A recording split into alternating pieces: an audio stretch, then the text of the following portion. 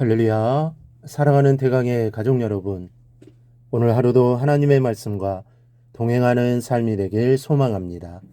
오늘 함께 나눌 하나님의 말씀은 사도행전 26장 13절에서 18절 말씀입니다. 왕이여, 종호가 되어 길에서 보니 하늘로부터 해보다 더 밝은 빛이 나와 내 동행들을 둘러 비추는지라. 우리가 다 땅에 엎드러짐에 내가 소리를 들으니 히브리 말로 이르되, 사울아 사울아, 내가 어찌하여 나를 박해하느냐. 가시체를 뒷발질하기가 내게 고생이니라. 내가 대답하되, 주님 누구시니까? 주께서 이르시되, 나는 내가 박해하는 예수라. 일어나 너의 발로 서라. 내가 내게 나타난 것은 곧 내가 나를 본 일과 장차 내가 내게 나타날 일에 너로 종과 증인을 삼으려 함이니, 이스라엘과 이방인들에게서 내가 너를 구원하여 그들에게 보내어 그 눈을 뜨게 하여 어둠에서 빛으로 사탄의 권세에서 하나님께로 돌아오게 하고, 제사함과 나를 믿어 거룩하게 된 무리 가운데서 기업을 얻게 하리라 하더이다. 아멘.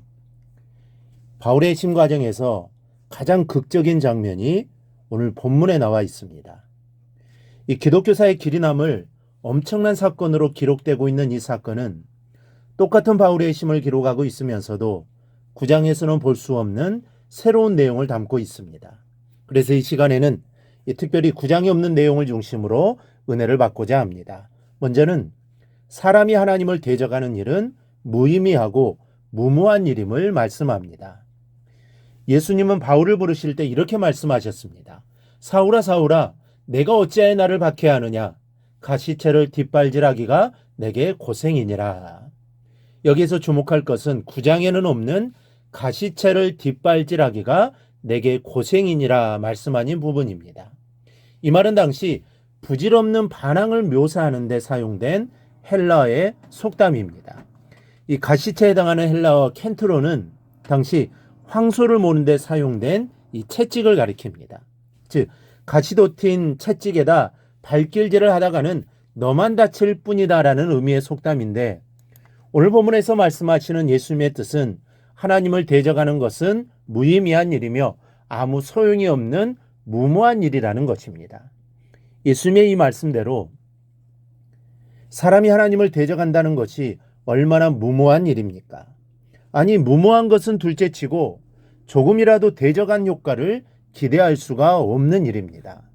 바울이 예수를 핍박하고 성도를 핍박하면서 하나님을 대적한 일을 보십시오. 그가 핍박한 효과가 있었습니까? 믿는 사람의 수가 하나라도 줄기나 있습니까? 결과는 오히려 반대였습니다. 바울의 줄기찬 핍박 때문에 성도들은 각처에 흩어졌고, 오히려 흩어진 곳마다 전도해서 더 많은 제자들이 생겨났습니다. 바울이 얼마나 핍박을 많이 했으면 예수님께서 바울에게 당신을 소개하실 때 나는 네가 핍박하는 예수라고까지 말씀하셨겠습니까? 그러나 그런 무서운 핍박마저도 하나님의 일에 도움이 되었을 뿐입니다. 하나님은 모든 일을 합력하여 선을 이루시는 분입니다.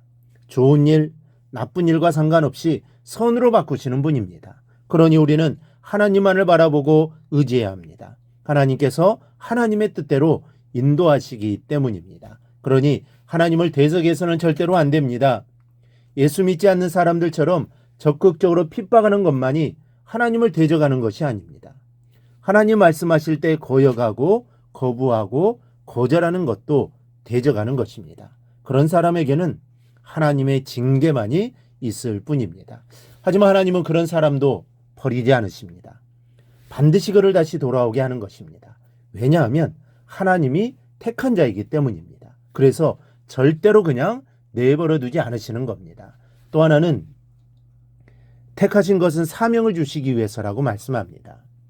사도행전 9장 6절에서는 예수님께서 너는 일어나 시내로 들어가라. 내가 행할 것을 내게 이를 자가 있느니라 말씀하셨지만, 오늘 본문에는 예수님이 이르시리라던 그 행할 일을 구체적으로 언급하십니다.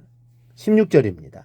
내가 내게 나타난 것은 곧 내가 나를 본 일과 장차 내가 내게 나타날 일에 너로 종과 증인을 삼으려 함이니, 목적이 있다는 말씀입니다. 하나님께서 아무 뜻도 없이 맹목적으로 부르시는 것이 아닙니다. 거기에는 분명한 뜻이 있고 목적이 있습니다. 목적 없는 부르심이 없고 뜻이 없는 은혜가 없음을 알아야 합니다. 바울을 부르신 목적은 바울을 사환과 증인을 삼으시겠다는 것이었습니다. 사환은 심부름꾼을 말합니다. 즉 하나님의 뜻을 세상 사람들에게 전하는 심부름을 바울에게 시키겠다는 하나님의 의도입니다. 또 증인으로 삼겠다고 하셨습니다. 예수님의 무죄하심과 부활과 승천에 대한 증인으로 삼겠다는 것입니다. 그러니 하나님께 부르심을 입었다는 것과 회개하고 회심했다는 것은 나 중심의 사람에서 하나님께 사명을 받은 예수 중심의 사람으로 바꾸어지는 것을 말합니다. 여러분, 하나님은 마지막 날에 누구를 쓰실지 모릅니다.